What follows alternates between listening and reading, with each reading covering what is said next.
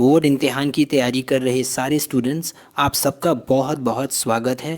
آج ہم اردو کے ایک بہت ہی ضروری چیپٹر نذیر احمد کی کہانی کو اتنے اچھے سے سمجھنے والے ہیں نا کہ اس کا کوئی بھی سوال آپ کو مشکل لگ ہی نہیں سکتا۔ تو چلیے بنا دیر کیے شروع کرتے ہیں۔ تو سب سے پہلے سب سے ضروری سوال کہ بھائی اس چیپٹر سے پورے نمبر کیسے لائیں، ہے نا؟ تو یہ جو ہم آج پورا سمجھنے والے ہیں نا، یہ آپ کو پکا راستہ دکھائے گا، تو بس دھیان سے سنتے جائیے گا، ٹھیک ہے؟ تو یہ رہا ہمارا آج کا روڈ میپ۔ سب سے پہلے ہم مصنف اور سبق کا تعارف دیکھیں گے، پھر مرزا فرحت اللہ بیگ کے بارے میں جانیں گے، اس کے بعد ڈپٹی نذیر احمد کی زندگی اور ان کے کام پر بات کریں گے، کہانی کا خلاصہ اور تشریف بھی کریں گے، ساتھ میں امپورٹنٹ پوائنٹس اور کوٹس دیکھیں گے، اور آخر میں ایگزام کی تیاری کیسے کرنی ہے وہ بھی سمجھیں گے۔ مطلب سٹیپ بائی سٹیپ سب کچھ کور ہوگا۔ تو ٹھیک ہے، چلیے پھر اپنے پہلے سیکشن سے شروع کرتے ہیں۔ اس میں ہم لیکھک یعنی مصنف اور اس سبق کی اہمیت کے بارے میں بات کریں گے۔ اب یہ بات ایک دم گاٹھ باندھ لیجئے، یہ جو سبق ہے نا، اسے اردو ادب کا سب سے پہلا باقاعدہ خاکہ مانا جاتا ہے۔ اب آپ پوچھیں گے خاکہ کیا ہوتا ہے؟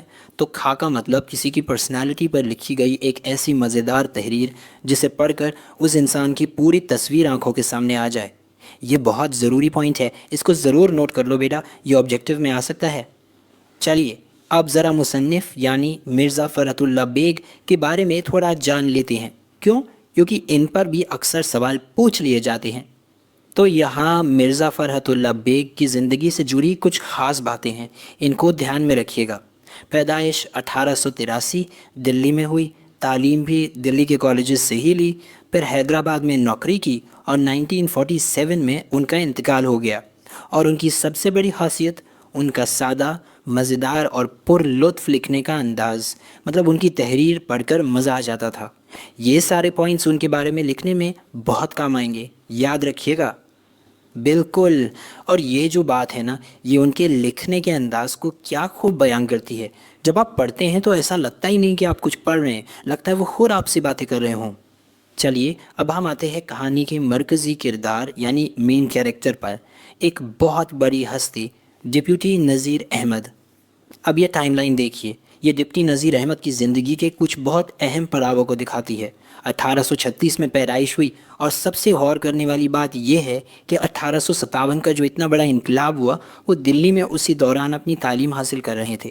سوچیے کتنا مشکل دور رہا ہوگا، اور شاید اسی تجربے نے انہیں سماج کو سدھارنے والے ناول لکھنے کی پریرنا دی۔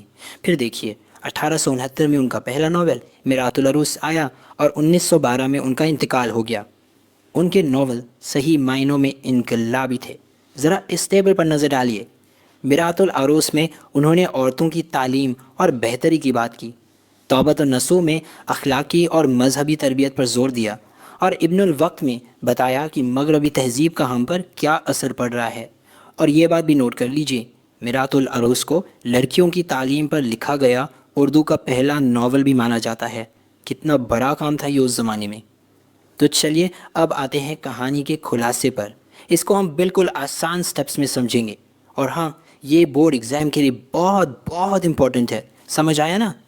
تو دیکھیے کہانی کی شروعات ہوتی ہے طالب علمی کے دور سے، مطلب جب مصنف نذیر احمد سے پڑھتے تھے۔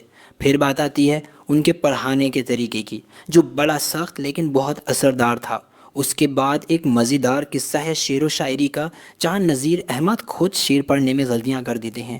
پھر ان کی شخصیت کے الگ الگ پہلو سامنے آتے ہیں، ان کا غصہ، ان کی سادگی، اور ان کا زبردست علم۔ اور آخر میں ان کے آخری دنوں کا ذکر ہے، ان کی بیماری اور زندگی کے آخری لمحات کا۔ کہانی ان سبھی مرحلوں سے بڑی خوبصورتی سے گزرتی ہے۔ اب یہ سیکشن ایگزام کے لحاظ سے بے حد ضروری ہے۔ اس میں ہم کچھ اہم لائنوں یعنی اقتباسات کو دیکھیں گے، اور ان کی تشریح یعنی مطلب سمجھیں گے۔ تو ان کو بہت دھیان سے نوٹ کر لینا بیٹا۔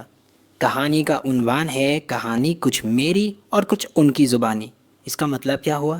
اس کا مطلب یہ ہے کہ کہانی کا کچھ حصہ تو لیکھک یعنی مرزا صاحب کی یادوں پر ہے، اور کچھ حصہ خود نذیر احمد کے اپنے لفظوں میں ہے۔ اسی سے یہ کہانی اتنی خاص اور پرسنل لگتی ہے۔ اب یہ لائن سنیے، میاں سنو، پڑھنے کا ایک خاص طریقہ ہوتا ہے، اگر اس طرح نہیں پڑھو گے تو علم نہیں آئے گا۔ یہ اقتباس یعنی یہ کوٹ نذیر احمد کے پڑھانے کے سخت اور اصول والے طریقے کو دکھاتا ہے۔ ان کا ماننا تھا کہ سیکھنے کے لیے ایک صحیح طریقہ، ایک صحیح تکنیک اپنانا بہت ضروری ہے۔ چلیے اب سیدھے سیدھے ایگزام کی تیاری پر آتے ہیں۔ یہاں کچھ ایسے سوال ہیں جو ایگزام میں آ سکتے ہیں اور ان کے جوابوں کے لیے ضروری پوائنٹس بھی دیے گئے ہیں۔ ایک سوال جو بہت کامن ہے وہ ہے نذیر احمد کی کہانی کا خلاصہ اپنے الفاظ میں لکھیں۔ تو دیکھیے، خلاصے میں پورے نمبر لانے کے لیے آپ کو یہ 5 پوائنٹس اپنے جواب میں ضرور ڈالنے ہیں۔ پہلا، مصنف اور استاد کا تعارف۔ دوسرا، پڑھائی کے دوران کی مزیدار واقعات۔ تیسرا، شعر خوانی والا واقعہ اور استاد نے کیسے اسے ٹھیک کیا۔ چوتھا، نذیر احمد کی شخصیت کی خوبیاں جیسے ان کا غصہ، ان کا علم۔ اور پانچواں، کہانی کا مرکزی خیال یعنی استاد کی عظمت کا اعتراف۔ اگر یہ سب لکھ دیا تو نمبر پکے۔ اچھا، ایک اور بہت امپورٹنٹ سوال بن سکتا ہے مرزا فرحت اللہ بیگ کے اسلوب نگارش پر۔ اسلوب نگارش مطلب ان کا لکھنے کا سٹائل کیسا تھا۔ تو چلیے دیکھتے ہیں کہ ان کے لکھنے کے سٹائل کی کیا کیا خاصیتیں تھیں۔ یہ پوائنٹس ان کے سٹائل کو بالکل صاف کر دیتے ہیں۔ دیکھیے، وہ سادہ اور آسان زبان کا استعمال کرتے تھے۔ ان کی باتوں میں ہلکا پھلکا مزاح اور ظرافت کا عنصر ضرور ہوتا تھا۔ وہ دلی کی ٹکسالی زبان یعنی خالص دلی کی زبان لکھتے تھے۔ کردار نگاری میں ماہر تھے اور ان کا انداز مکالماتی تھا، مطلب ڈائیلاگ والا۔ ایسا لگتا تھا جیسے کردار آپس میں بات کر رہے ہیں۔ ان پوائنٹس کو بس اچھی سے یاد کر لیجئے، کام ہو جائے گا۔